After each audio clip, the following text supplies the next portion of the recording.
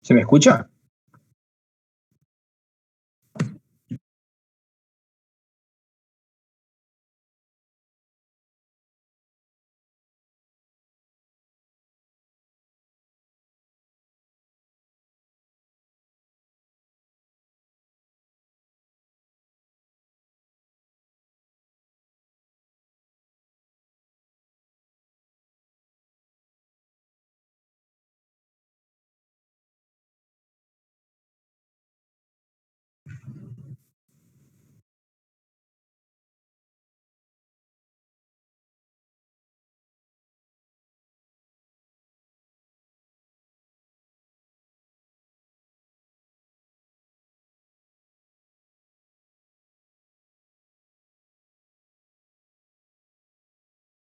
Bueno, ¿se me escucha ahí? Perdón que estaba... ¿Hola? Sí, ese te escucha, Iván. Sí, se Dale, escucha. buenísimo, está. Por fin, porque esta computadora, viste, media obsoleta ya. Así que si se traba en algún momento me desconecto de todos esos problemas que tengo del internet o la computadora. Bueno, para no ser tan largo el asunto, ustedes se van a preguntar por qué está en inglés este PowerPoint. La mayoría va a estar en inglés. No, mentira. La idea es que entendamos que el 90% que nosotros decimos siempre de la información que van a encontrar en ciencia y sobre todo en epidemiología clínica es en inglés. Así que está bueno por ahí meter un poquitito inglés sin hacérselo fantástico, obviamente, en algunas cosas que ustedes hagan. Pero bueno, este era el título nomás, así que todo bien. A ver.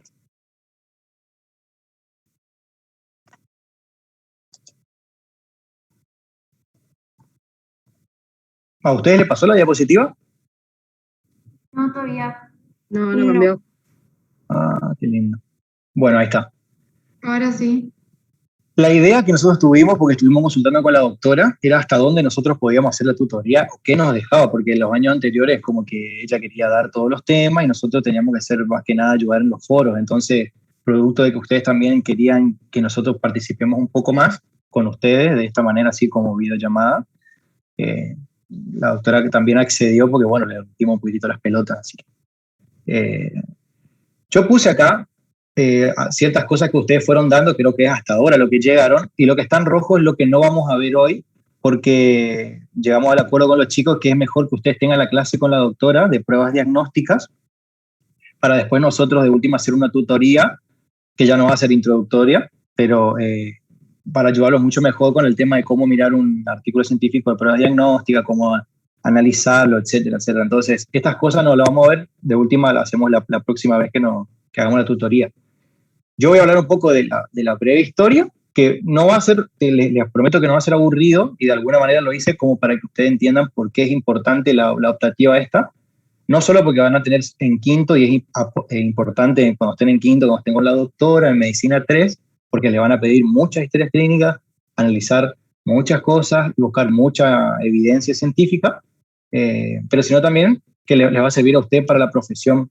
Y después con los chicos, Sofi, Azul y los otros chicos que, bueno, algunos no pueden estar, vamos a seguir viendo las cosas que ustedes estaban dando, digamos, las herramientas y habilidades, como sería leer bien una historia clínica y las preguntas generales y específicas.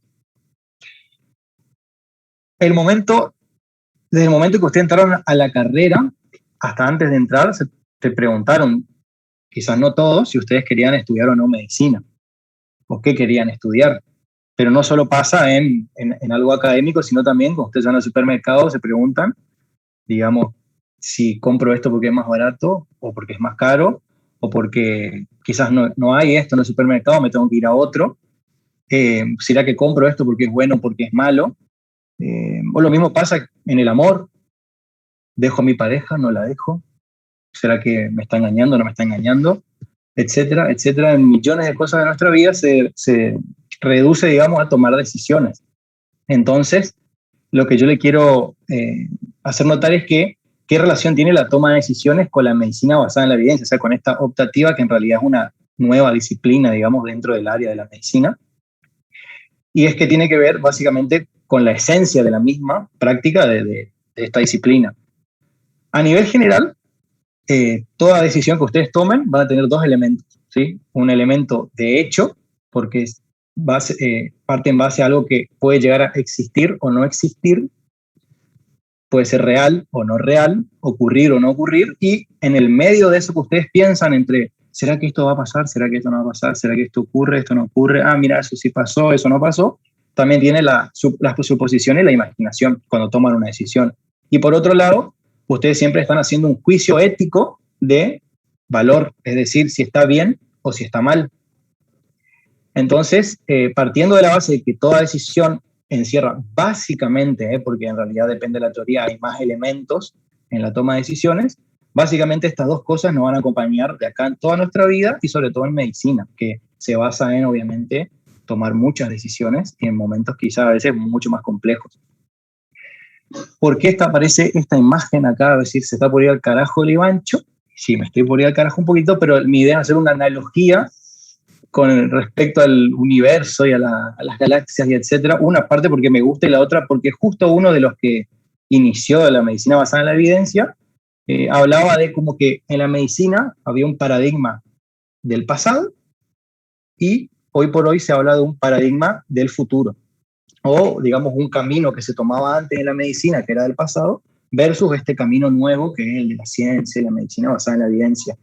Entonces, como haciendo una analogía, en todo este universo que es la medicina, que ustedes siempre van a tener otros amigos que están en otro universo, uno en el universo de la abogacía, de la economía, de otras carreras, de otros ámbitos, que ustedes siempre que le preguntan algo, ustedes dicen, no tengo ni puta idea de lo que me está hablando, ese es otro mundo, otro universo, o por ahí hay otros universos que son más parecidos al nuestro, como el de la kinesiología, el de la enfermería, bioquímica podría ser también. Y nosotros, en esta analogía, seríamos como estrellas, porque hay millones y millones y millones de estrellas incontables en el universo. En este universo de la medicina aparece un señor, ¿sí?, que parece Papá Noel. Este señor es bastante importante, digamos, Sackett. ¿Por qué? Porque se dice que es el pionero de esta nueva corriente. El señor, bueno, no me voy a poner a explicar toda la biografía de vida porque sería lo más aburrido, pero resulta que él en el último año de medicina, así, o creo que era así, en los últimos años, pónganse un ejemplo de ustedes ahora, que se están yendo algunos a la guardia o están algunos haciendo prácticas, se ponen a pensar y se dan cuenta de que hay una parte de las cosas que ustedes no saben y ustedes van y preguntan a los expertos, a los médicos que están de guardia o que si puede haber, por ejemplo, un bioquímico, un enfermero, y ellos le dan una respuesta, pero no está basada, digamos, en algo concreto o no algo, digamos, fiable, sino que está basada en la experiencia, en el ojo clínico de esa persona. Entonces, esta persona, David Sackett, siempre se preguntó, digamos, de qué manera yo puedo reducir un poco la incertidumbre en la toma de decisiones. Y resulta que este señor se fue desviando un poco de la carrera de medicina, se recibió igual en la carrera.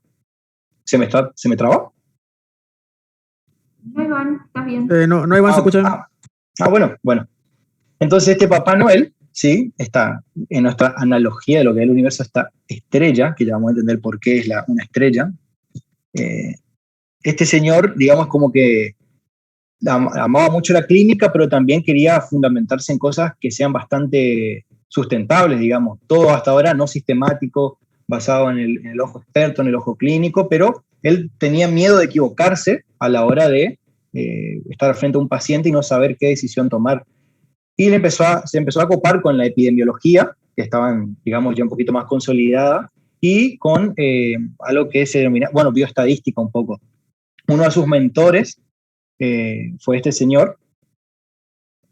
Este señor, digamos, es médico, también es epidemiólogo, y formó parte, digamos, de la mentoría de David Sackett para de a poco ir instruyéndose y juntar otro grupo de personas que también le guste esto, que era, digamos, la parte clínica epidemiológica, si se puede decir. Entonces se juntaron otro grupete de vagos interesados en esto, porque eran muy jóvenes los chicos, y publicaron en 1985 el primer libro, si se quiere, si se puede llamar de alguna manera, que estaba relacionado a lo que hoy se llama medicina basada en la evidencia, pero no tenía ese nombre, tenía el nombre de clínica epidemiológica. No conseguí la tapa, pero sí conseguí la segunda edición, que inclusive se vende por, no sé si Amazon o en algún otro lugar se puede o descargar también. Y lo llamaban, por supuesto, clínica epidemiológica, porque ya el mentor de él también lo llamaba así, el epidemiólogo. Después se hicieron un poquitito más, se actualizaron un poco con las invenciones, le encajaron hasta un CD los muchachos acá, con imágenes y todo, a color, no sé si a color o no a color.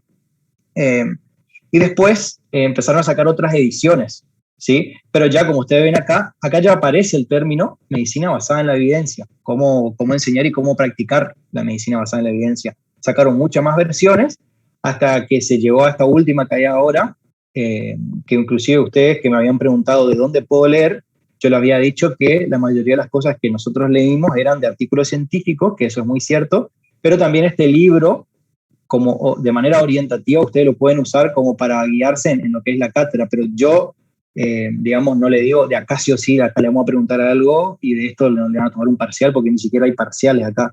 Esto lo pueden tomar como guía para ustedes, para entender en qué están metidos, ¿sí? Entonces yo, la idea que tengo es ayudarles a entender un poco de lo que yo leí del libro y de otros artículos en qué nos estamos metiendo o en qué se metieron, digamos, porque algunos capaz que se arrepintieron, pero yo les aseguro que está más bueno de lo que parece. Entonces, esta es la última persona de la que voy a hablar, no se aburran. Este señor viene a cambiarlo todo porque si bien formaba parte del grupo de estos dos, de Sackett, del epidemiólogo y de otros más como Haynes, Gujarat, del 90 al 97, era jefe de residente digamos, de lo que hacían medicina interna. Todo esto es en Canadá, digamos, en la Universidad de McMaster, que ahí se originó todo.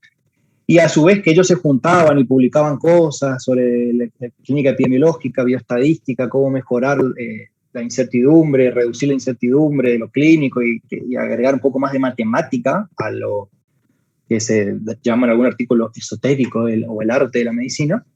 Este señor es como que se incentivó un poco más y decidió escribir una carta editorial, bueno, no es una carta, es una editorial, en donde esta fue la primera vez que apareció el término medicina basada en la evidencia de manera formal en una revista. La publicó en ACP Journal, que es una revista de colegio de americanos, digamos que sería estadounidense, ¿sí? De médico, pero viste que los estadounidenses, América para ellos Estados Unidos.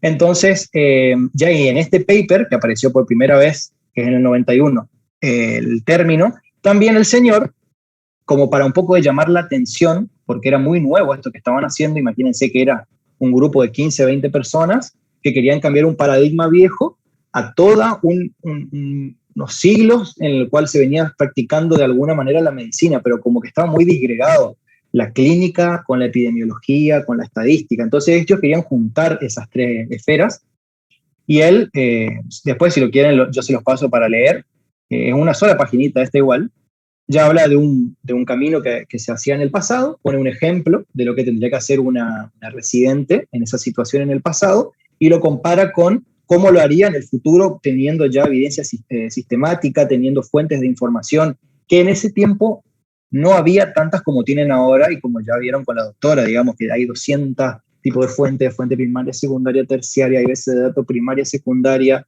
después tener buscadores, metabuscadores, bueno, todo eso no existía hasta que estos señores fueron los que, digamos, impulsaron a que se creen esas bases de datos sistemáticas.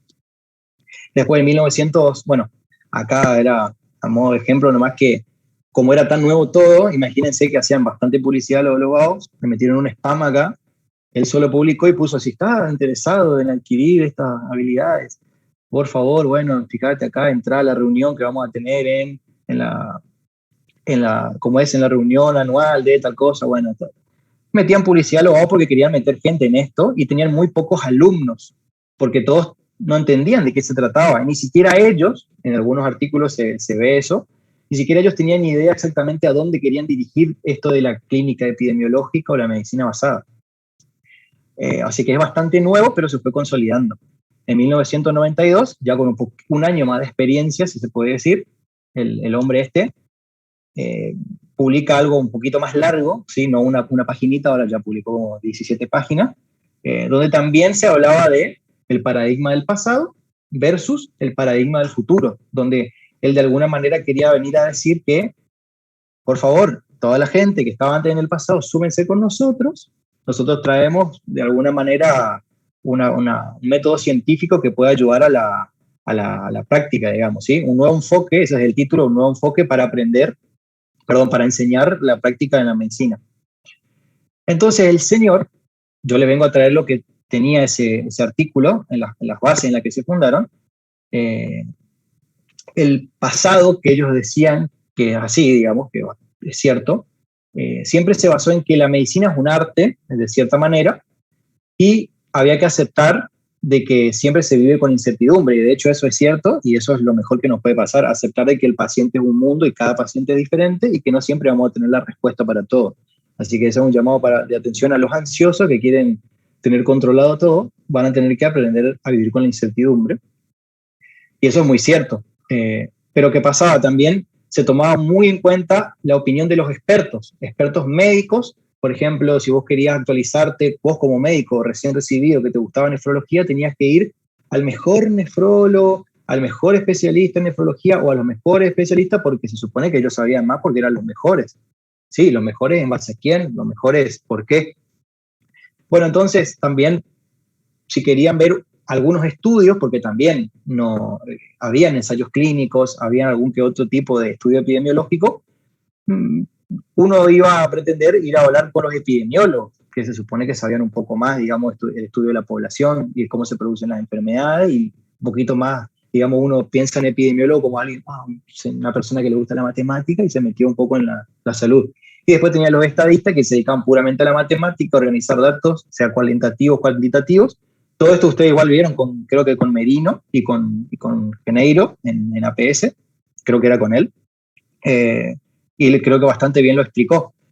Pero él ya, esas clases que tuvieron con él, que era de odds ratio, razón de probabilidad, número necesario a tratar, todo eso vino mucho después, cuando ya esto estaba consolidado, ¿sí? Porque se llamaba clínica epidemiológica. También se toma muy en cuenta la experiencia clínica, ¿sí? Eso es lo que le digo, lo que siempre ustedes ven, si alguno ya se fue a la guardia o tiene su papá o su mamá, usted le preguntan dos cosas, en 2 segundos le orientan y le dicen, bueno, qué es lo que tienen que pensar o cómo tienen que enfocarlo.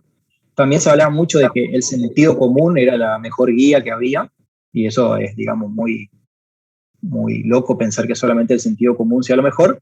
Y después que estudiando y comprendiendo, o sea, la fisiopatología o cómo actuaba una enfermedad era como lo suficiente para practicar la medicina o la práctica clínica. Todo esto englobaba a que se tenga siempre un juicio de autoridad, que quiere decir, los que más saben tienen más voz y voto sobre los que menos saben. Entonces, en parte no dejaba pie a que alguien joven o con ideas más frescas tenga una opinión válida, y también daba ese margen de incertidumbre, digamos. Entonces, en el camino del futuro, ellos dicen que la experiencia clínica y la intuición, o sea, el pasado tiene que seguir formando parte del médico competente, por supuesto, pero esto que viene a traer la metodología de investigación, la estadística y la epidemiología, es básicamente sistematizar, ¿sí?, todas esas observaciones que tuvieron ellos de manera clínica, con sentido común, y hacerla de alguna manera refutable, que es uno de los primeros principios del método científico, y la otra, reproducible, ¿sí? Refutable sería que uno pueda tener otra hipótesis y poder refutar la otra, y bueno, mi hipótesis ganó la tuya porque tuve mucha más evidencia, y bueno, etcétera. Y reproducible es que yo pueda, digamos, este mismo estudio lo pueda replicar en otra población, en otro lugar, ¿sí? Eso sería lo básico, que eso hace al método científico. Y ellos acá ya sentaban la base de lo que era esta nueva disciplina, que era lo que estamos haciendo nosotros hoy, que es definir el problema del paciente, obviamente leer la historia clínica completa, definir el problema, que es lo que estoy buscando, buscar en la literatura, seleccionar la evidencia, hacer análisis crítico de la misma, tener capacidad de síntesis, que eso le va a pedir bastante en quinto, que eso, digamos, muy subjetivo también cómo uno sintetiza la información, y si es aplicable o no al paciente, que eso vamos a hablar después de lo que es validez interna y validez externa, cuando uno analiza la evidencia. Bueno, esta pavada que inventé yo en PowerPoint, que se parece al sol de los Teletubbies, creo que me habían dicho. Este señor, como ven acá, en la analogía del universo, es David Sackett, ¿sí?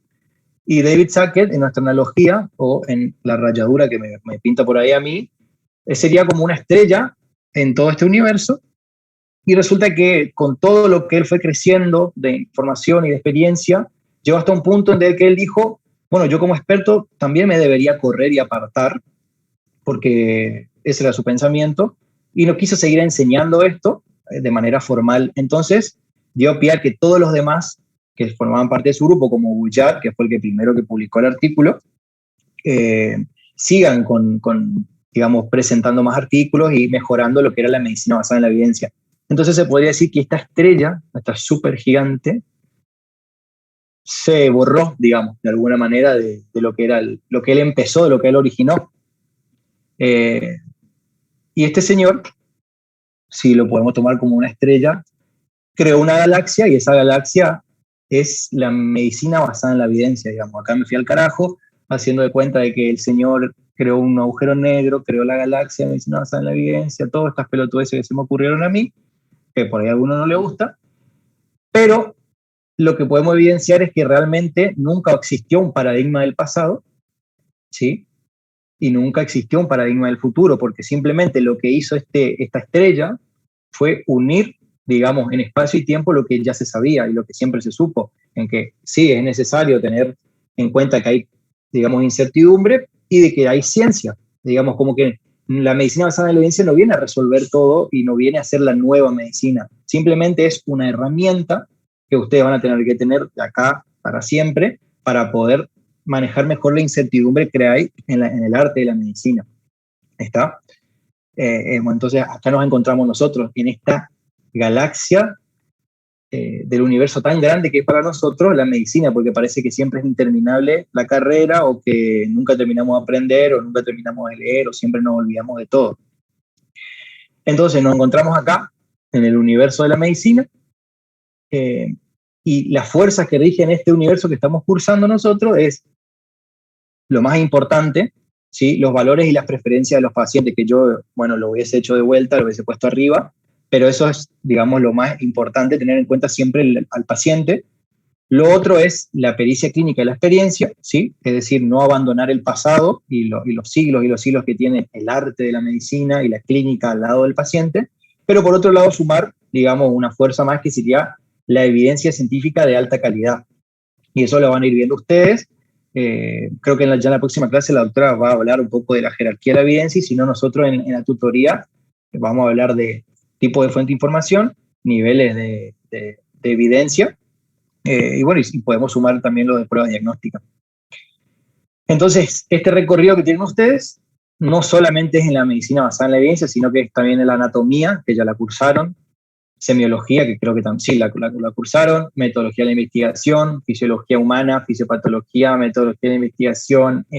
Todas estas galaxias en nuestro universo forman parte de, de lo que van a ser, digamos, nuestro futuro como médicos. Entonces, lo que quiero decirles es que no se obsesionen con esta materia si es que les gusta mucho, porque, digamos, no todo va a ser basado siempre en la evidencia, digamos.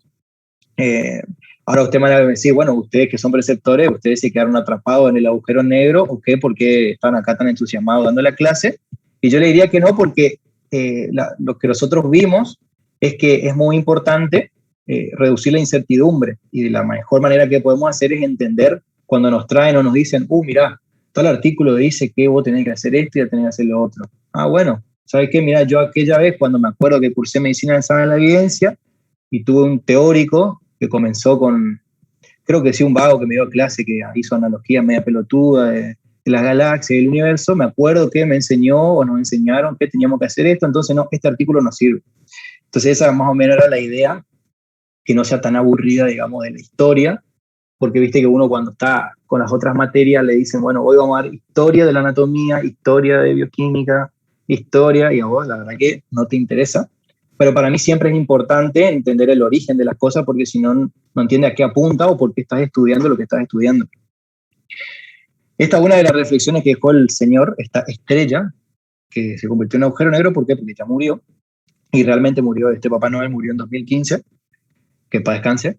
Y el señor dice que la mitad de lo que nosotros, digamos, aprendemos en la escuela de medicina, esa era su reflexión, digamos, se puede, más o menos, puede estar la mitad puede estar desactualizada o puede estar totalmente mal, ¿sí? En un transcurso de 5 años después de que ustedes se gradúen. Ahora, lo que sucede es que nadie te puede llegar a decir con certeza, nadie te puede decir qué tanto de esa mitad sea que está todo mal, lo que aprendiste, o que está desactualizado.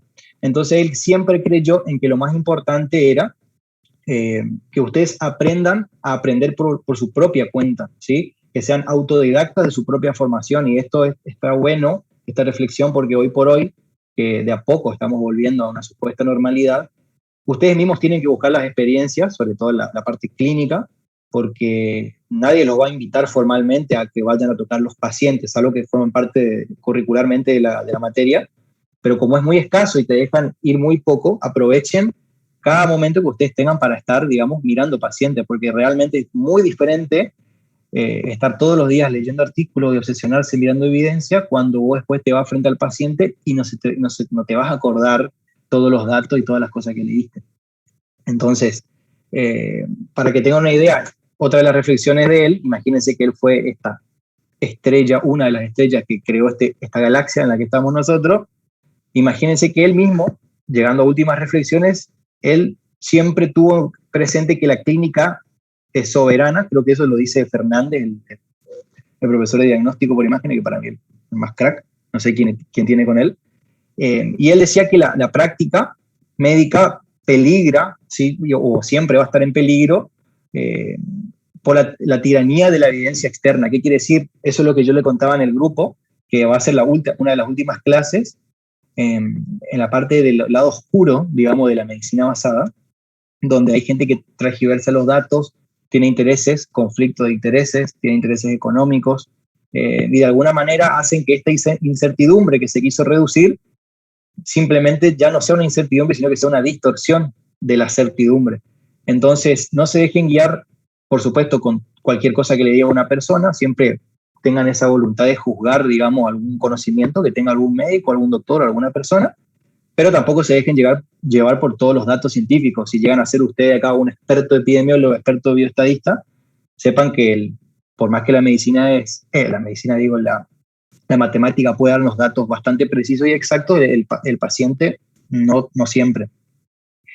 Esa era la última reflexión. Entonces, que la evidencia sistemática nunca va a ser suficiente para tomar las decisiones. ¿Se acuerdan que hablamos al comienzo? Las decisiones que van a tomar ustedes. Y siempre tengan en cuenta el contexto del paciente, que eso siempre la doctora le va a recordar, el contexto del paciente, y no lo miren como una enfermedad, sino como el enfermo, y los valores y preferencias que siempre van a ser lo más acordes a lo que el paciente quiera, por supuesto. No sé si les aburrí, si les gustó, la verdad que eso ya no puedo meterme en eso, pero yo le dejo la bibliografía acá, que un poco habla de lo que yo les pasé, y otra cosa también, algunos artículos, a ver cuál, creo que puede hablar alguno de los principios y pueden sacar más información que les sirva para la cursada, pero si no les pareció aburrido, les agradezco, y si les pareció aburrido, también les agradezco. Ahora no sé quién le toca, si es Sofi, quién iba a hablar de la agrupación. Ahí voy. Estuvo re interesante, Iván. Gracias. Bueno.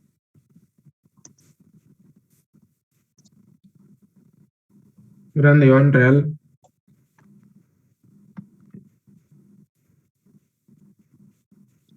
Díganme si se ve. Sí, se ve. Sí. Ah, buenísimo. La idea de esta parte es que no solamente hable yo, sino que también participen ustedes, y vamos a ir trabajando un poquito en las consignas que se le vinieron dando en los foros, pero haciendo hincapié en ciertas cosas como para que ustedes tengan en claro qué es uno y qué es lo otro. Yo sé que la pregunta de siempre es cómo arrancamos, cómo empezamos todo esto, y para eso siempre hay que tener un orden. Capaz es medio difícil porque ustedes dicen, ay, no, pero yo no entiendo, no sé, quiero leer la patología y después quiero esto. Primero, lo primero, ¿sí? Primero miremos la historia clínica. Primero, arranquemos leyéndola, resaltando lo que nos parece importante, lo que nos llama la atención, los términos que no entendemos, que esto, que el otro. El segundo paso después es armar la lista de problemas activos, ¿sí? Esa lista que todos empezaron a llorar y a gritar y a patalear de que no era así, que era así, que esto, que el otro. Bueno, después de esa lista de problemas activos que la vamos a hacer y la vamos a practicar, viene todo lo que es la agrupación sindrómica o en síndromes o en posibles patologías. Y después de eso yo me empiezo a preguntar cosas, es decir, a formular mis preguntas específicas, o si empiezo con una pregunta general y después voy con unas específicas, o sea, depende de cada uno. Y por último, lo que vieron en las clases anteriores es la búsqueda de información. Entonces, cuando nosotros empezamos a hacer las actividades, tengamos este orden, ¿sí? No vayan de lleno a decir, yo pienso que es tal cosa, y primero miren la historia clínica, armen la lista y hagan la agrupación. Es difícil, sí, todos tuvimos el mismo problema, tanto en tercero, en cuarto, en quinto, lo vamos a tener después en sexto, y si nos recibimos, también lo vamos a seguir haciendo. Entonces, vayan paso por paso, despacio y tranquilo. Entonces, mi pregunta para ustedes es, ¿qué es un dato positivo?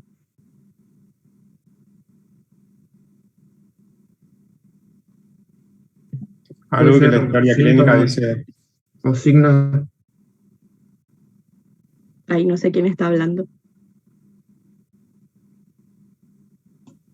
Diego habló primero, perdón, Diego. No, metele nomás. Habla. ¿Algún signo o síntoma? No. ¿Algún signo o síntoma que el paciente posee? ¿Algún otro concepto? Nadie le está tomando examen acá, chicos, estamos hablando como para poder definir tipo qué es y qué es, y nada más. O sea, no, si hablan boludeces, pavada, lo que quieran, tienen verdura, a mí no me importa, pero la idea es que todos participemos y vayamos definiendo esto, entonces después es más fácil. ¿Algún problema activo en el momento puede ser? Ahora mi siguiente pregunta, ¿el dato positivo es lo mismo que un problema activo? No, No. nunca. Lo mismo. No siempre es lo mismo, empecemos por ahí, no siempre es lo mismo. El problema activo, ustedes tienen que tener en claro, es lo que yo estoy por estudiar o lo que lo voy a tratar. El dato positivo es lo que a mí me está dando indicio de algo, o sea, que lo puedo o englobar en otra cosa o puede ser eso mismo mi problema.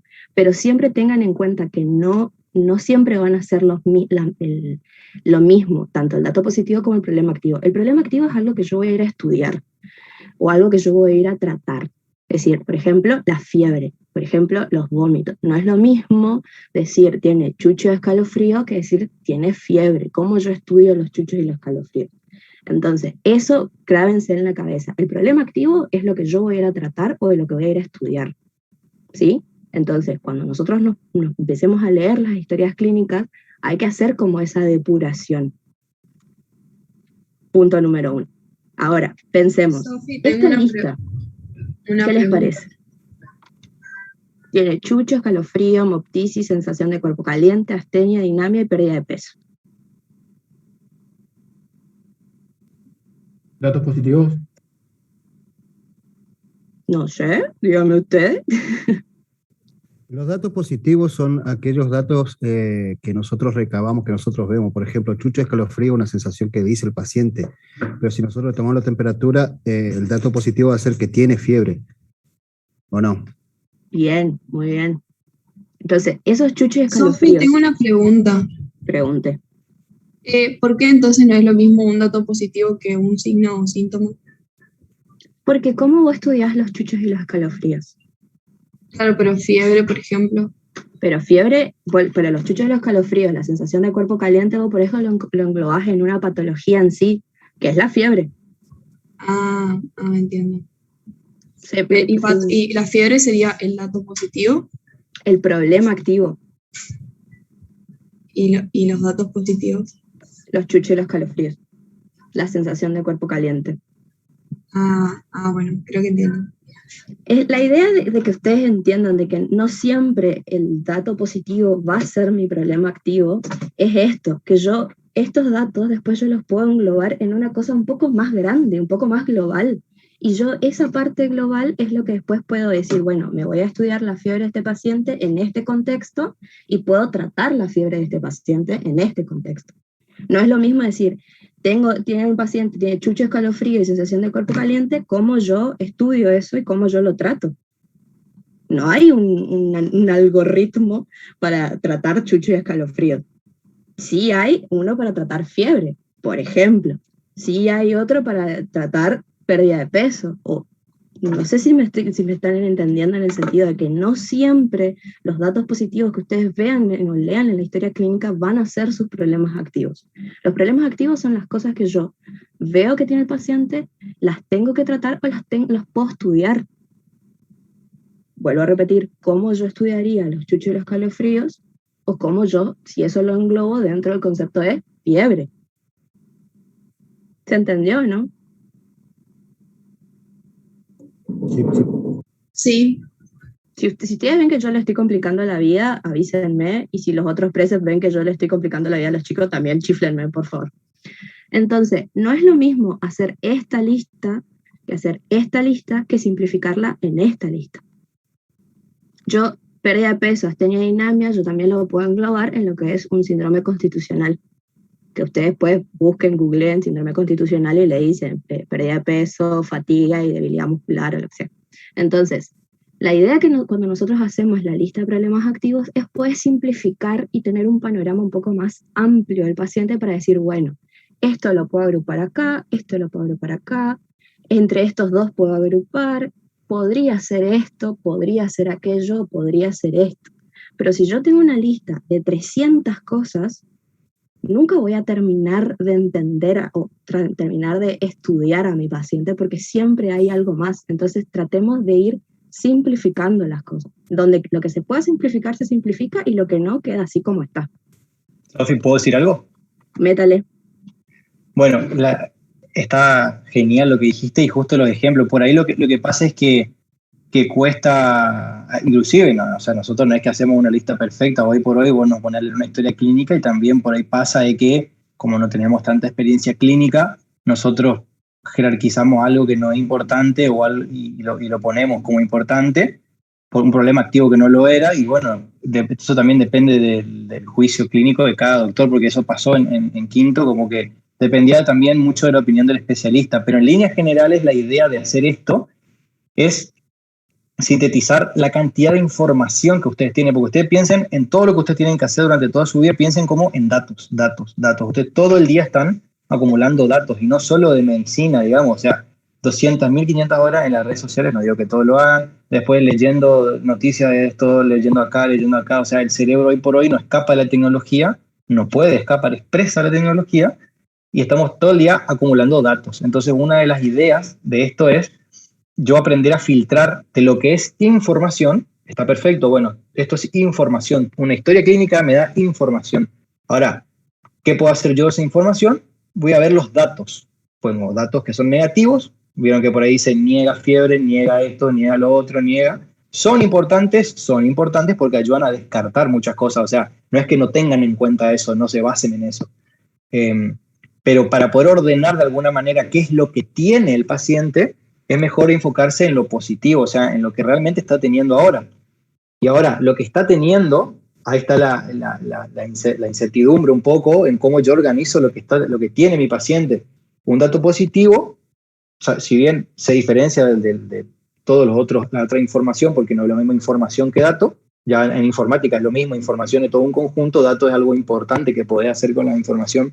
Y de todos los datos positivos que le dice Sofi, la idea es aún más tratar de sintetizar todo eso que nosotros sacamos del paciente, porque acuérdense que el día de mañana no van a haber un solo paciente por día, van a haber 5, 6, 7 pacientes, si se van a empezar a acumular los datos y necesitan de alguna manera ustedes reducir esa infoxicación que hablan muchos. La diferencia crucial es eso que le dice Sofi, que parece tan boludo, pero así es que es. El problema activo siempre va a necesitar, por eso activo, problema activo, primero que es un poco más importante que un dato y segundo de que necesita o sí tratarse o sí estudiarse de alguna manera y deben poder tener esa posibilidad de estudiarse de alguna manera y de tratarse. Después tenés, bueno, eso es en base a Lawrence Weed, que es el que más o menos creó esto, que es la historia clínica orientada en problemas, que de ahí se basa, digamos, el modelo este. Eh, y la otra persona le agregó los problemas sociales, los problemas económicos que también pueden influir como problemas activos. Por ejemplo, si estamos tratando una enfermedad psiquiátrica o psicológica, mucho más van a influir, digamos, esos problemas. Entonces, no solamente lo tratable y lo diagnosticable, sino también quizás a veces esferas sociales o económicas. Pero en esto que a nosotros nos importa mucho, que es lo que tiene el paciente, hay que tratar de reducir al máximo todo lo que podemos de esos datos. Uno, para ayudarnos a nosotros a que no nos pese tanto el cerebro. Y dos, para reducir un poco la incertidumbre, porque vamos a tener, hay una diferencia entre probable y posible, digamos. Posible pueden ser millones de cosas, pero probable, bueno, ahí voy a utilizar un poquitito más, un pensamiento más racional, más lógico, si se quiere, un poquito más científico. Entonces, esta es la idea general de que ustedes todas las veces tengan que ir a leer la historia clínica que tiene mucha información y ahí tengan que hacer, bueno, voy a hacer un filtrado de datos, de todos los datos positivos que vi, ahora tengo que hacer el problema activo. Es una paja al comienzo, pero es más que nada es porque uno no entiende cómo hacer perfectamente el traspaso de información, pero una vez que ustedes lo hagan y entiendan más o menos, va a ser facilísimo e inclusive le va a ayudar a la búsqueda de la información, porque imagínense poner toda una lista de datos positivos, no saben ni por dónde empezar. ¿Está? Eso nomás quería decir. Claro, más que nada la idea es hacer economía de guerra, para decirlo así, o optimizar neuronas, ¿sí? No es lo mismo leer una lista de 300 problemas activos que leer una lista de 3, ¿sí? Porque por ahí uno puede confundir ciertas cosas, puede mirar para otro lado y capaz que no era para ahí, era para el otro lado. Pero tiene razón lo que dice Iván, también la lista depende de los criterios de los doctores también en su momento, pero básicamente la idea es que ustedes lo puedan simplificar a esa historia clínica. Tampoco es de una historia clínica de 5 hojas hacerla en 2, no, pero sí que puedan tener la posibilidad de trabajar más cómodos y más fácil que si ustedes están leyendo, van para atrás, van para adelante, miran arriba, miran abajo. Entonces, si te lo tienen todo organizado en un lugar conciso, claro, al palo, es mucho más fácil. Entonces, no es lo mismo tener una lista así que tener una lista así. ¿Se entendió?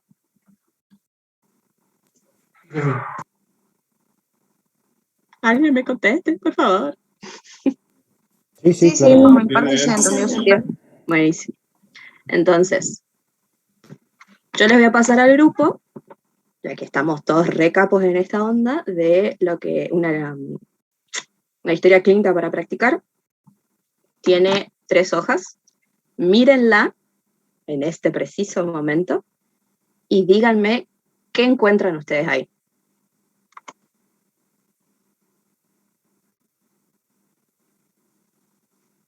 Si les llegó la historia clínica, avísenme. Si no les llegó, les paso de vuelta. No, sí, Sí, llegó. llegó.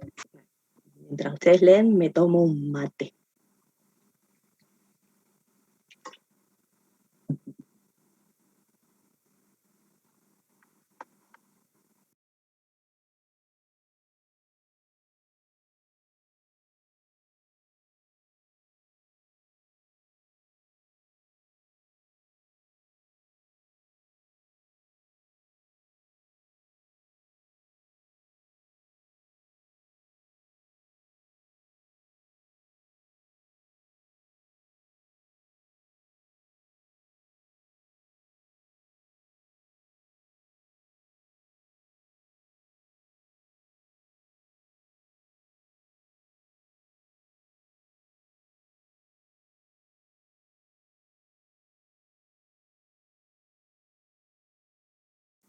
¿Están leyendo? Sí, Sofi, Sí, estamos viendo. Yo las más ansiosas, perdón, chicos. Dale un minuto.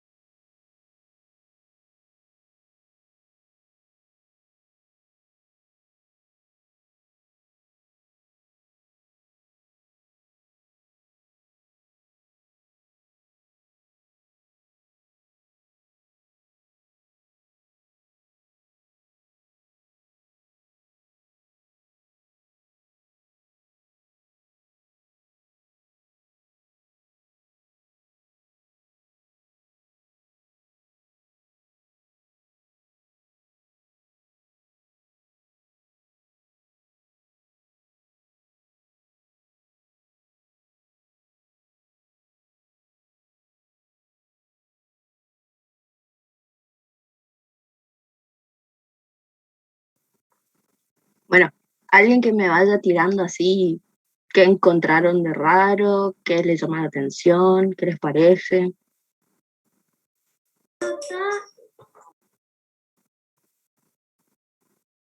A mí algo que todavía me confunde, ¿Mm? primero que nada, es que nosotros estábamos viendo que todo lo que son datos positivos y problemas activos son cosas que actualmente tiene el paciente, ¿no? O sea, por ejemplo, si el paciente acá tuvo COVID hace 3 meses, eso no cuenta como dato positivo, ¿no? Sería un dato positivo, por ejemplo, que no recupera el olfato. ¿Estoy en lo correcto?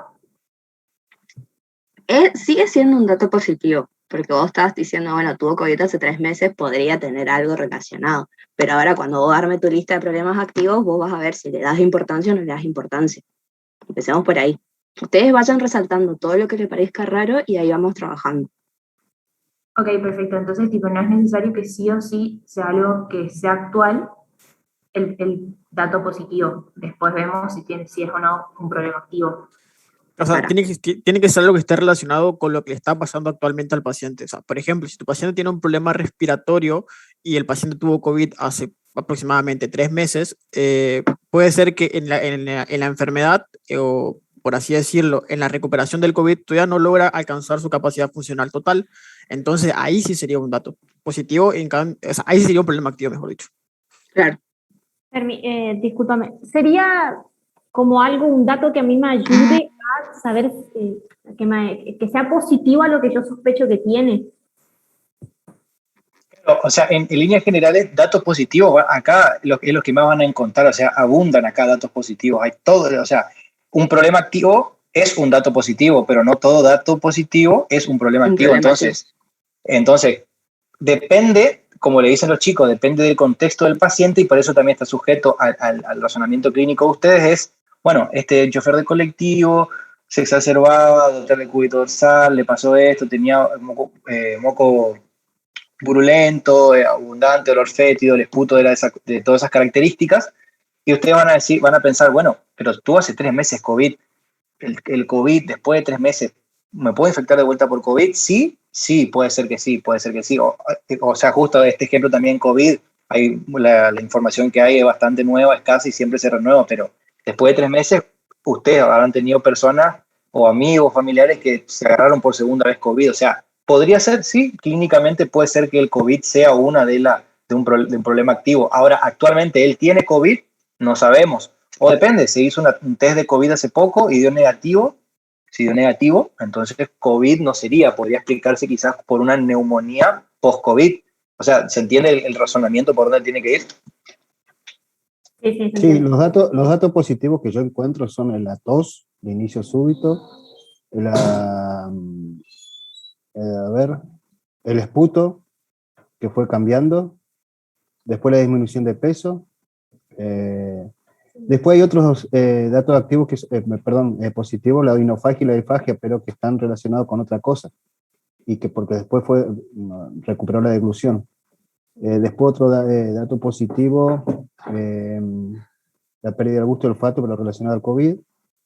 Y después en el examen físico, otro dato positivo que se encontraría sería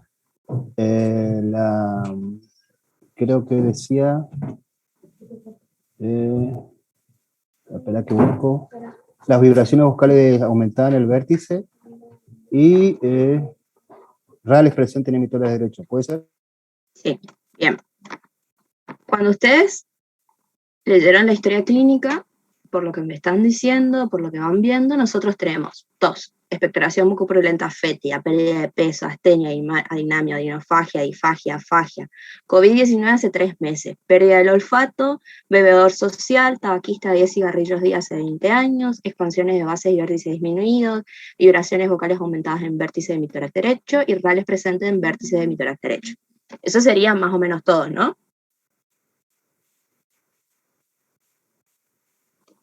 ¿Alguien? Hola, ¿qué tal? Sí. Bien. Sí, lo que yo... Esta es la lista que nosotros siempre hacemos, ¿sí? La lista enorme de 300 cosas que siempre hacemos porque es la única forma... Inclusive te interrumpo, Sofi, a mí, ¿te acordás que nos tocó una historia clínica creo parecida a esta?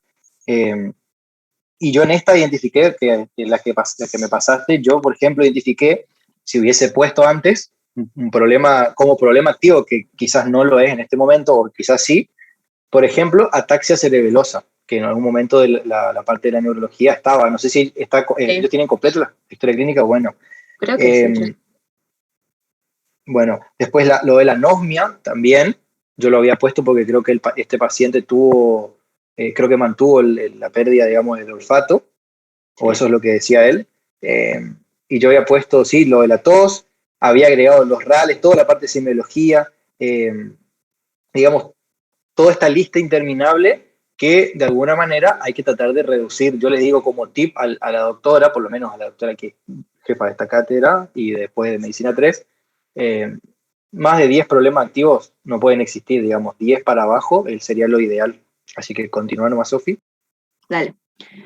Como le decía Iván, o sea, uno arma la lista de acuerdo a lo que va viendo y va considerando, ¿sí? Ustedes, de entrada, armen la lista de los 300 problemas activos que ustedes, o las de 300 datos positivos que ustedes encuentren. Y después de eso empiecen a depurar, ¿sí? Empiecen a ser un poco más selectivos con las cosas.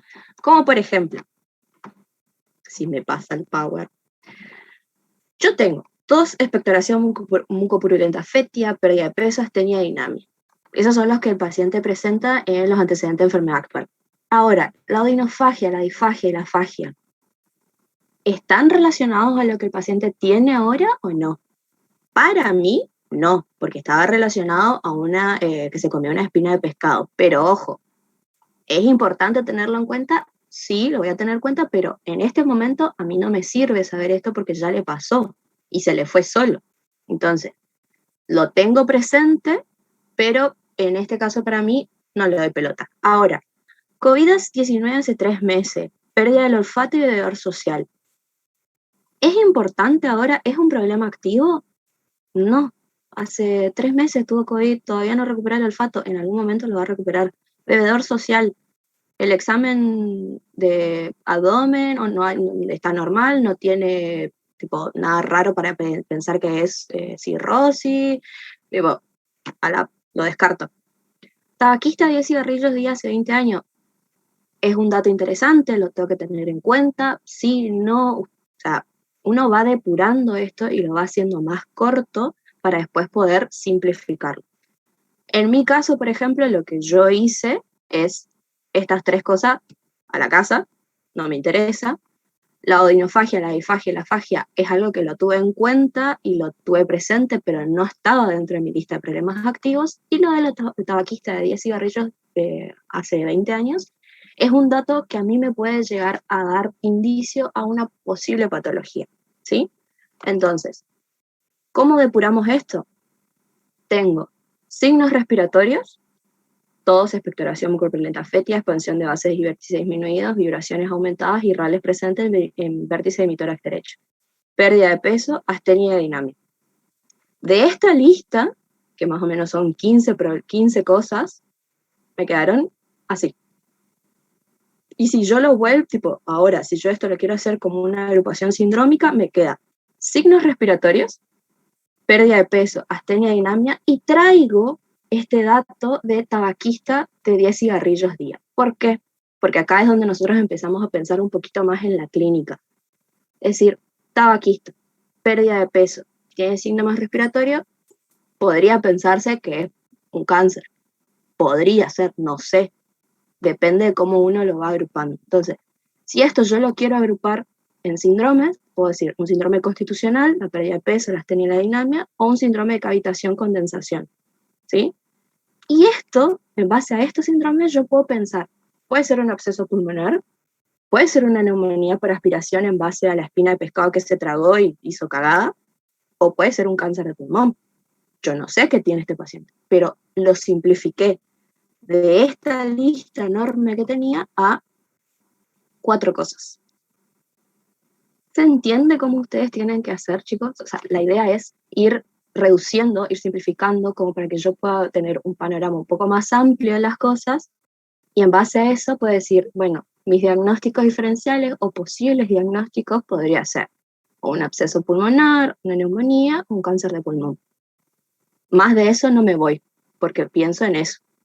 Recuerden que no se le solicita en este momento llegar a un diagnóstico, digamos. Claro. O sea, lo que vamos a ver nosotros es hasta la parte de problemas activos. Quizá en algún momento sí la doctora quiera que hagan un diagnóstico, pero la parte es llegar hasta los problemas activos, porque nosotros, en base al problema activo, justo la clase que viene, que es pruebas diagnósticas, van a tener que llegar hasta toda esta parte para luego intentar buscar, bueno, cuál es la mejor prueba que yo puedo utilizar en este paciente para poder diagnosticarlo, porque realmente no sé lo que tiene. Puedo tener mis hipótesis y teorías, que la mayoría los hacemos al comienzo. Leemos la historia clínica de una, este sí o sí tiene esto. O sea, es porque lo que aprendimos, la poca experiencia que tenemos ya nos hace hacer un razonamiento hipotético deductivo y ya lo primero que se nos sale queda fijo. Entonces la idea es un poco sacarlo prefijado y tratar de ordenar todos esos datos, y quizás en toda esa reordenación ustedes encuentran algo nuevo. Lo que es complicado, que pasa también en quinto, es que por ahí cuesta encontrar síndromes. Y no necesariamente tienen que haber síndromes, también pueden poner una patología que se formó entre todo eso. O sea, un problema activo también puede ser una patología, ¿está? Ahora, esta discusión, si ustedes están 100% seguros de que todos esos datos, con solamente la clínica y quizás algún dato de laboratorio, que ya es suficiente, o dato de imagen, es lo suficientemente sugestivo de que este paciente tiene tal patología. Creo que el de Roberto no era necesario, digamos, ponerse a pensar si era cirrótico. O sea, si nos ponemos a pensar hoy por hoy con todo lo que ustedes leyeron, que creo que la mayoría también tiene el manualcito ese de medicina basada, el azulcito. Con eso les recomiendo que lo lean bastante y que se familiaricen con eso, porque le ayuda mucho. Entonces, digamos, la actividad anterior, que era, no sé si se llamaba Roberto, no me acuerdo, pero sí que era el paciente cirrótico, no, era evidente de que un problema activo de él era la cirrosis. Ahora había que determinar todas las complicaciones que él tenía, qué le estaba pasando o qué es lo que le trajo a este paciente cirrótico a la consulta. ¿Sí? No era, la pregunta que yo me hubiese hecho no era si era mejor tal o tal diagnóstico prueba diagnóstica para saber si tiene o no cirrosis, porque para mí, con todos los indicios, su cirrosis ya era parte de su problema, uno de los problemas activos que él tenía. Yo quería, si yo tengo que pensarlo hoy, me hubiese gustado saber cuál es la mejor prueba para determinar en un paciente cirrótico que se puede estar teniendo tal complicación o tal complicación. No sé si se entiende, que no siempre tiene que haber síndromes, sino algo que yo pensé y recopilé, y que es una enfermedad, ¿sí? O una patología, también puede ser parte de un problema activo. Si yo tengo la suficiente, digamos, umbral diagnóstica, clínica y con pruebas para determinarlo. Y siempre esto es fundamentable, porque eso es lo que le van a pedir a ustedes. Bueno, fundamentame cómo llegaste hasta ese pensamiento, fundamentame por qué pensaste lo que pensaste. Siempre se va a pedir fundamentar el razonamiento.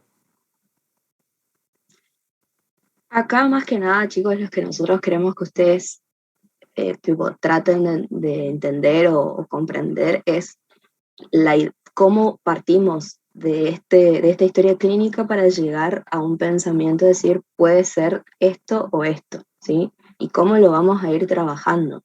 Si bien en pasadas nosotros pues, no se les pide que sepan clínica como, no sé, son doctores R4 del hospital italiano, no, sino que empiecen a aplicar todas estas cosas que ustedes vieron el año pasado en semio, o ahora en semio, no sé cuándo cursaron, y como que los vayan tratando de incorporar de a poco, pero nadie les está pidiendo que ustedes sepan cirrosis, absceso pulmonar, neumonía, mieloma, no, sino que traten de ir relacionando de a poco, y porque lo que había pasado en los foros era que decían 2 problemas activos y ya decían, bueno, este paciente tiene una parotiditis. Bueno, está bien, perfecto.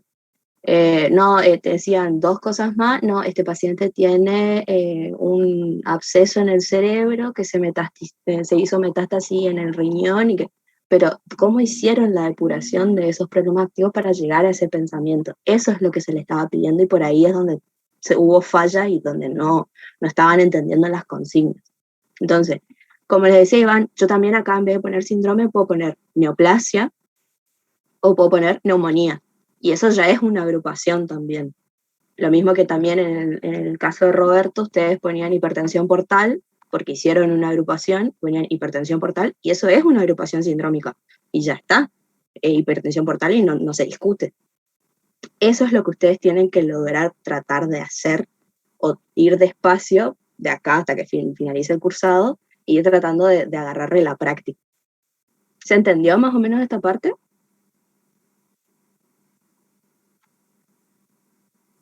Sí, vamos entendiendo. Ahora, Bien. un poco mejor. Sí, Sofi, decime. te consulto.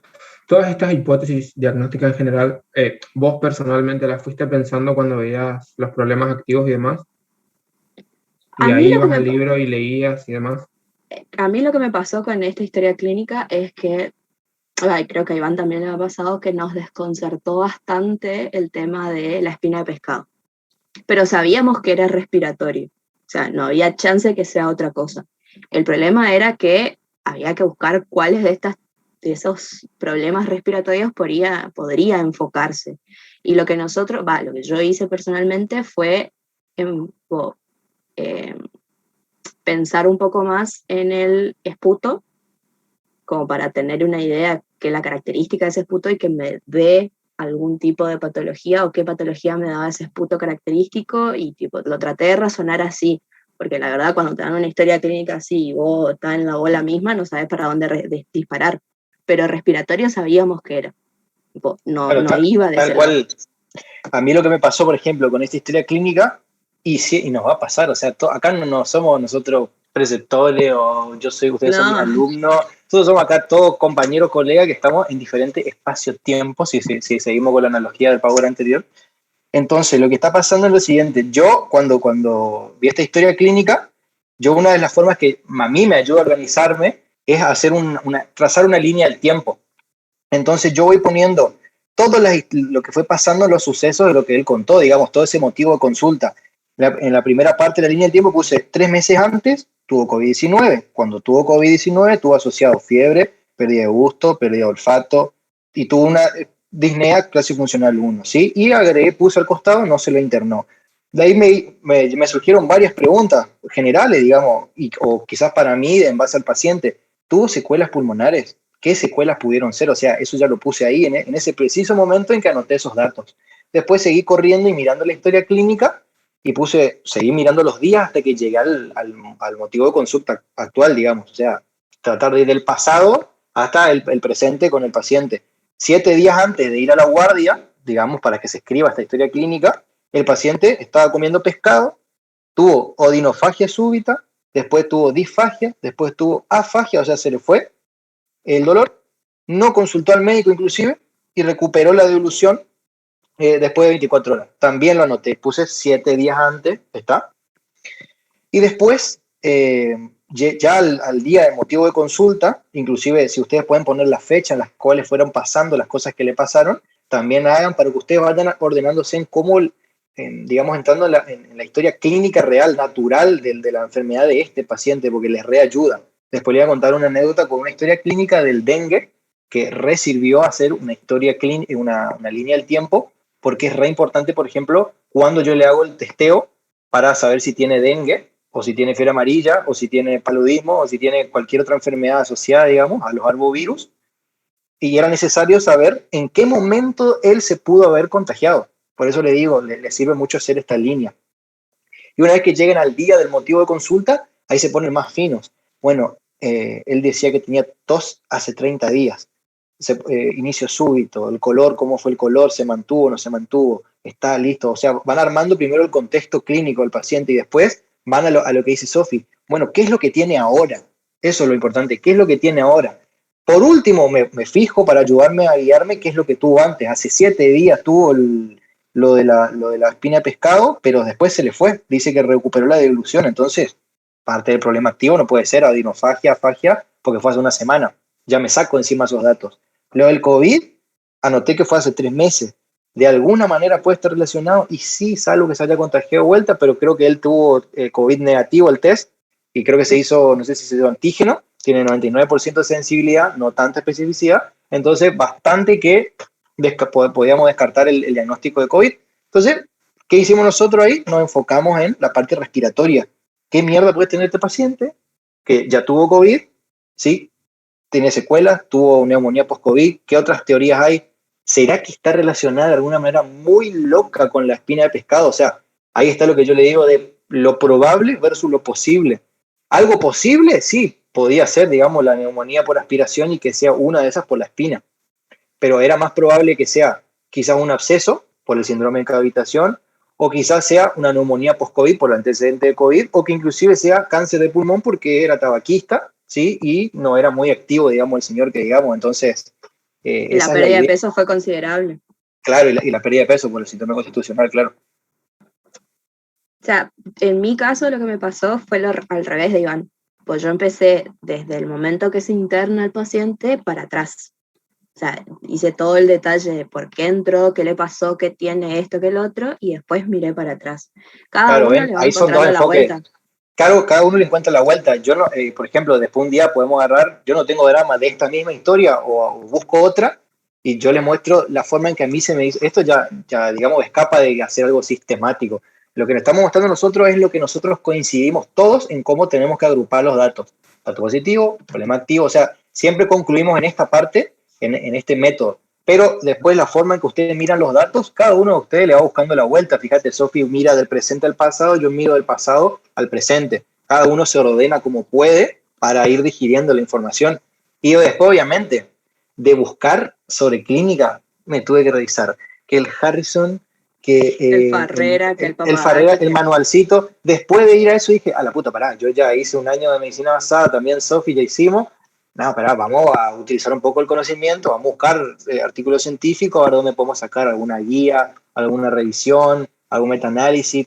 Pero cuesta porque, Tomás, lleva tiempo, digamos, es cierto, eso lleva su tiempo y no te vas a poner a buscar 200.000 estudios para basarte de los estudios porque al tener dentro de 3 días que presentar el trabajo. Entonces, y también pasa cuando tengas los pacientes, no te vas a poner a buscar con la computadora, sí, ya te digo, ya aguantame que busco varios artículos acá y mañana si querés pasar por la consulta, yo te digo más o menos lo que puede ser. Entonces hay que, no se olviden de la clínica, o sea, aprendan a que la semiología, la clínica, toda la parte que ustedes pueden hacer con su mente, con sus manos, con el paciente, ¿sí? Es mucho más importante al comienzo y para siempre, sobre todo, que estar todo el día buscando basándose en datos matemáticos, científicos. Y otra cosa, chicos, hagan economía.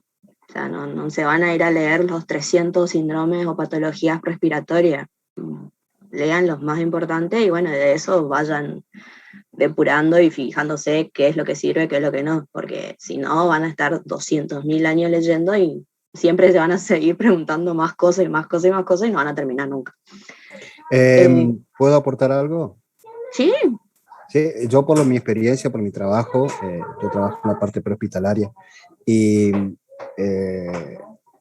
la medicina se basa de lo más simple a lo más complejo, o sea, es ir de ahí, así como Iván que fue de atrás hacia adelante o Sofi que fue de adelante hacia atrás, pero siempre lo más simple a lo más complejo.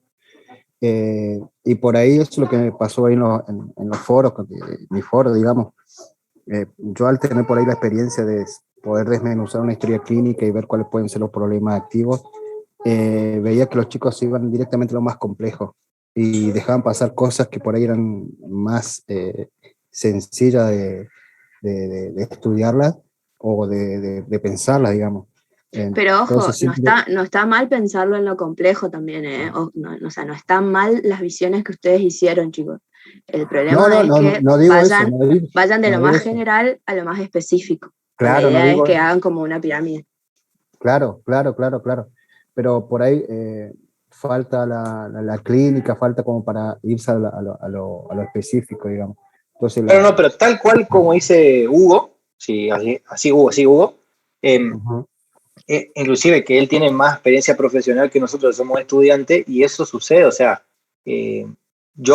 a mí me gustó tanto y por qué me metí como preceptor, digamos, como para ayudar, porque yo me di cuenta que era necesario, porque yo decía, cada vez que leo algo, digamos, en internet, veo que dice tal artículo científico dice que no podía hacer esto, tal artículo dice que tal artículo, yo decía, la puta, bueno, el artículo dice una cantidad de información y yo me estoy perdiendo de un mundo aparte de que no entiendo, pero no se olviden que ustedes están en el mundo más importante que es, digamos, la parte clínica y eso nunca va a ser reemplazable por ningún sistema, digamos. Ahora, todo lo que yo le digo parece como que no se metan en esto, pero en realidad sí, háganlo porque hay tanta información que tienen que procesar, tantas cosas, tantos datos, que inclusive el librito ese que ustedes tienen, no sé si los compraron la mayoría del compendio, es un librito que se originó gracias a todo digamos, esta unión de la estadística con la metodología de la investigación, con la clínica. Y es muy bueno, o sea, lo que se logró hacer en ese compendio, que ya quizá con el tiempo me van a dar la razón de por qué es tan bueno, sobre todo para Medicina 3, es porque vos después te vas a buscar en internet qué es lo que se hace hoy y qué es lo más, digamos, lo más confiable o lo que hacen los médicos en la práctica, y vos vas viendo que quizás hay algunos médicos que están desactualizados y hay otros que sí están actualizados, y este libro ya de por sí ya te traía la evidencia más reciente y más actual, o sea, es de 2019 a 2020, y nos pasó, por ejemplo, no voy a dar nombre del doctor inclusive, pero ya estoy diciendo que es doctor, que él venía haciendo, inclusive puso el ejemplo, yo atendí, eso dijo en un teórico, atendí más de 10.000 pacientes, creo que dijo, más de 1.000 pacientes, y yo nunca vi que se haga esto, decía en el teórico inclusive. Empezaron a tener diferencias entre doctores en la devolución. Y otro doctor le dijo, mire, yo trabajo en esta área y nosotros tuvimos hace 2 días, hace una semana, perdón, había dicho, un congreso en el cual nos actualizamos todo y sabemos que no se hace más esa prueba y se hace la otra porque es más sensible y específica y reduce más el costo. Ahora, clínicamente es mejor, sí, porque no le estoy haciendo ningún daño. Entonces, esto es lo que se hace ahora. Y el doctor, bueno, mira, yo en mis 1.000 pacientes que di 1.500, yo con esta prueba también de alguna manera llegué a... Entonces, para que se den una idea, es importante que sepan de medicina basada o sobre todo de evidencia, de cómo analizar. No se olviden, como dice Hugo, de ir de lo simple, lo general, a lo complejo, porque si no nos perdemos y no terminamos aprendiendo nada, te frustraste, pichaste toda la información, se va a la puta, no curso nada, no hago nada, no participo, listo, se terminó.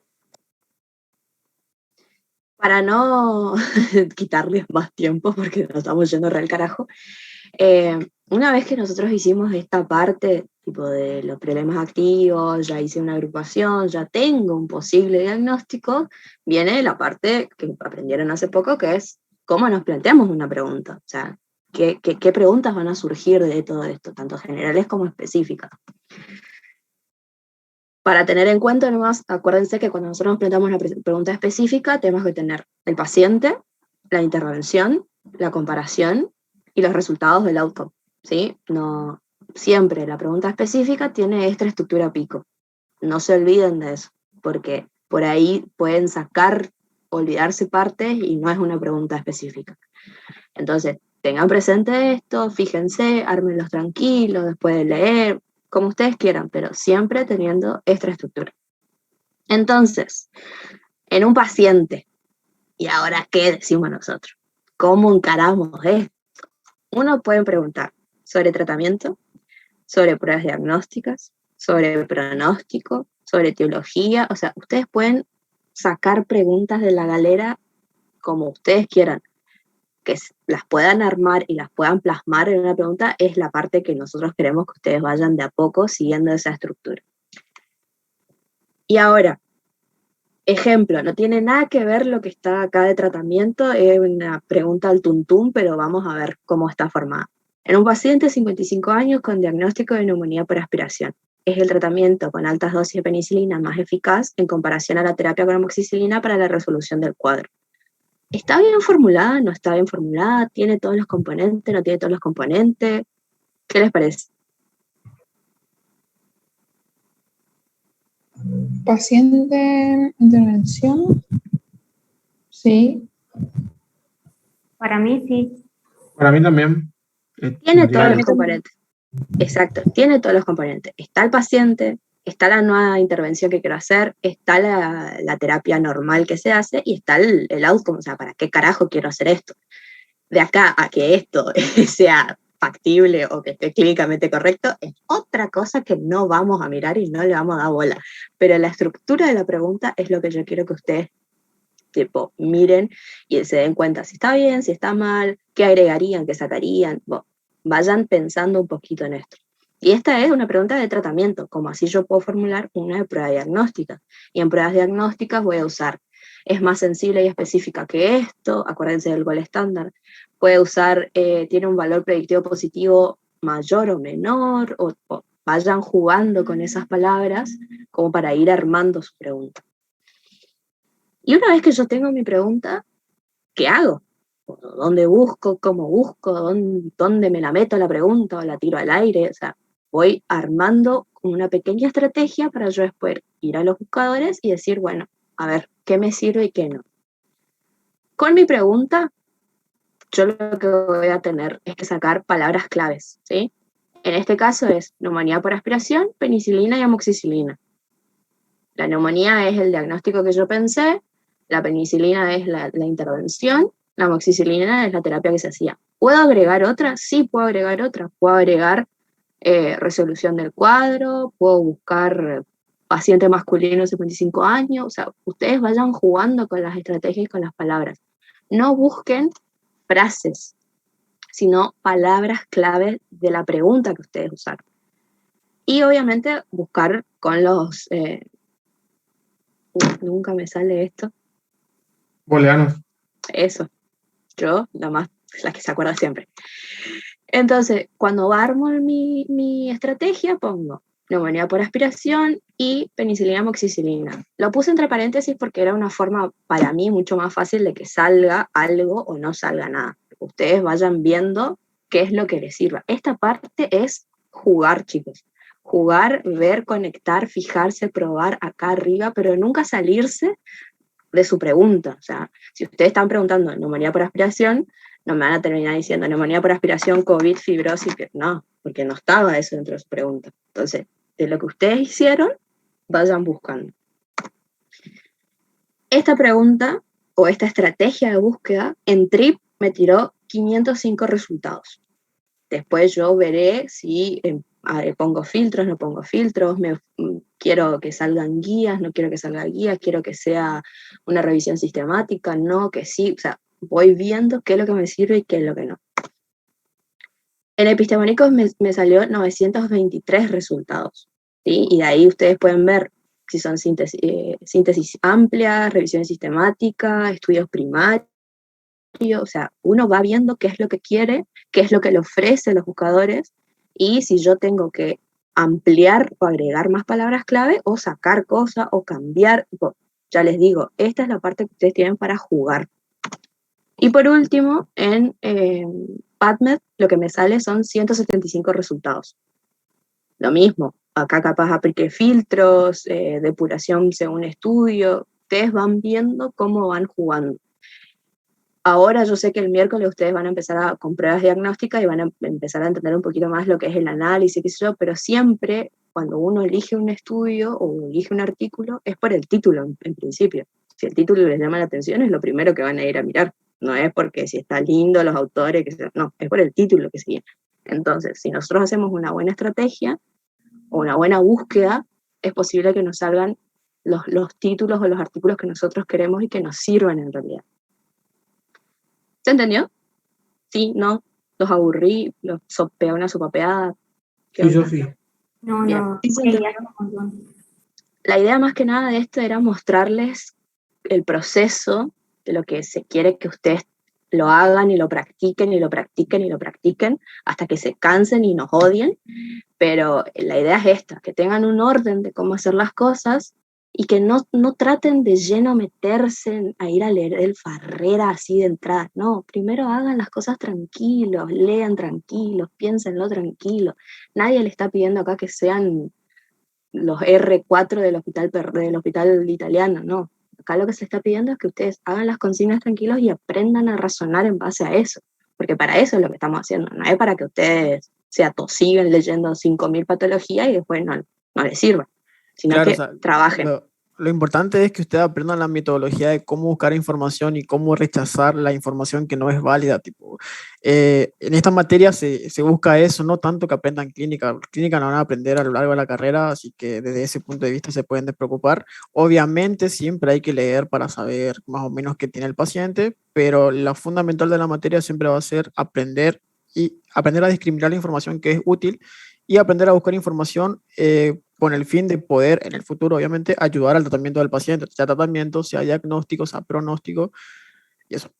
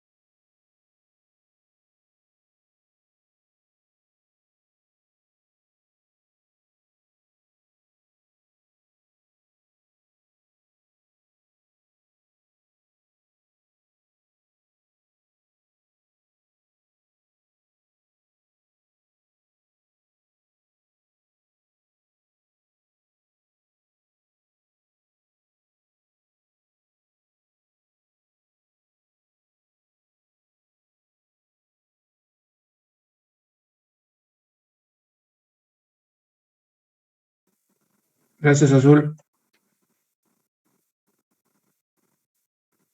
No sé si tienen una duda, pregunta, ganas de pegarnos en este momento. No, mentira. Algo que quieran decir. Yo quería decir que es útil, digamos, lo que le dijo Azul, porque no es lo mismo agarrar y traducir en el traductor que yo le había pasado que poner directamente en ese descriptor, porque ya les tira asociados con los artículos científicos o digamos, las palabras claves asociadas digamos, en la evidencia que hay en Internet, digamos. O sea, por eso es importante esa página.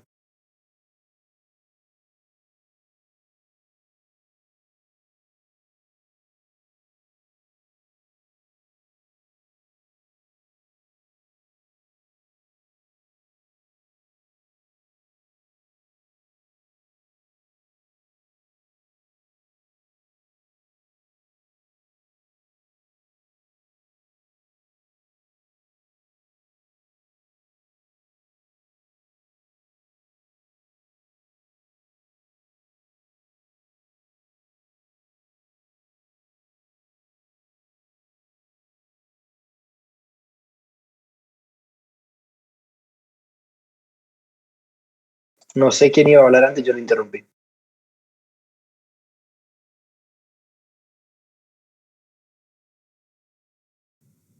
Sí, yo iba a preguntar si podían pasar el Power en el colegio.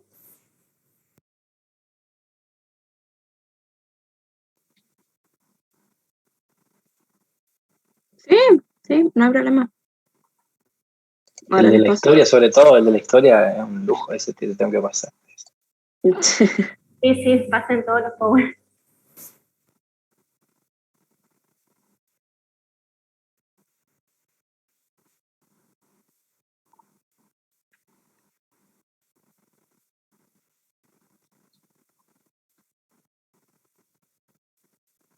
Hasta ahora, chicos, ¿cómo vienen con los temas?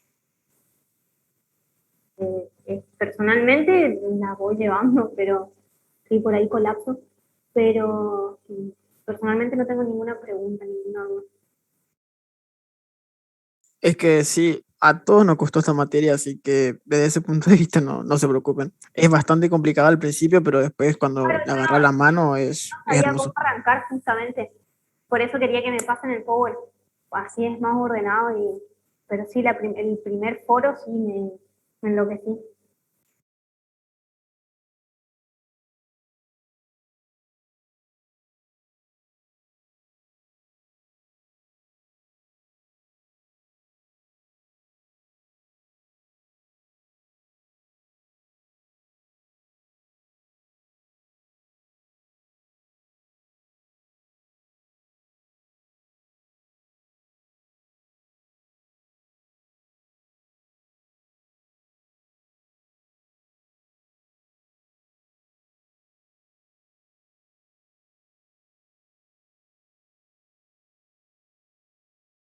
otra cosa, con respecto a los foros, ¿viste?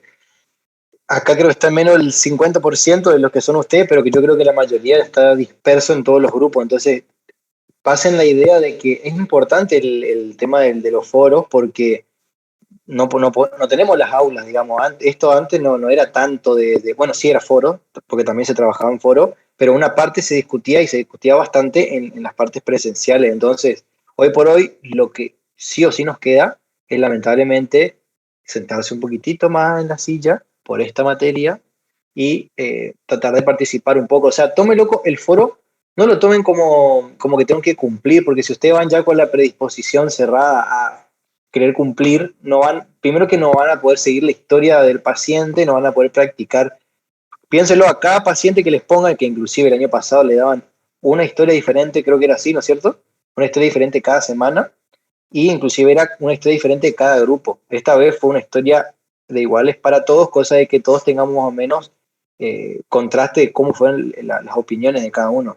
Entonces, miren como una oportunidad, que no es tan real, es más virtual, de cómo yo puedo equivocarme ahora, porque eso es lo más importante. Ustedes acá se pueden equivocar todo lo que quieran, o sea, pregunten de las cosas más pelotudas que tengan para preguntar hasta lo más complejo, y nosotros vamos a tratar de responder, si no consultamos con la doctora y si no aprendemos juntos, digamos. O sea, sáquense el miedo a equivocarse, porque después frente al paciente, cuando ya tengan que estar en una residencia, no van a tener el tiempo suficiente para estar reflexionando sobre lo que dieron en tal materia, lo que no hicieron. Entonces, este es el momento para que ustedes debatan, reflexionen, se equivoquen. Eso es lo que más que nada quiere hacer ver la doctora en el foro. Tómenlo como algo para reflexionar entre todos. Si entran tarde, se pierden toda la discusión y es trabajo doble, digamos, porque si te enojas cuesta el doble y te va a costar seguir el hilo. Está entonces, denle bola a los foros, que es lo único que hay en este momento, lamentablemente, y sobre todo, no se olviden de cada uno hacer su propia estrategia de cómo analizar el paciente. Gracias, chicos. A mí me re sirvió la clase de hoy, así que gracias. A mí también. A mí también, chicos, gracias.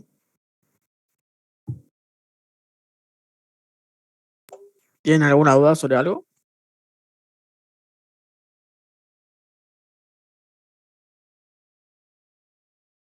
Por el momento. Sí, los que quieren salir, vayan saliendo, inclusive por mi culpa, que admito la culpa, estuvieron una hora acá ya sentados al pedo, así que si ya es Es como que al suficiente. pedo, estábamos escuchando musiquita. ¿Te pasa? Bueno. Azul se puso la 10.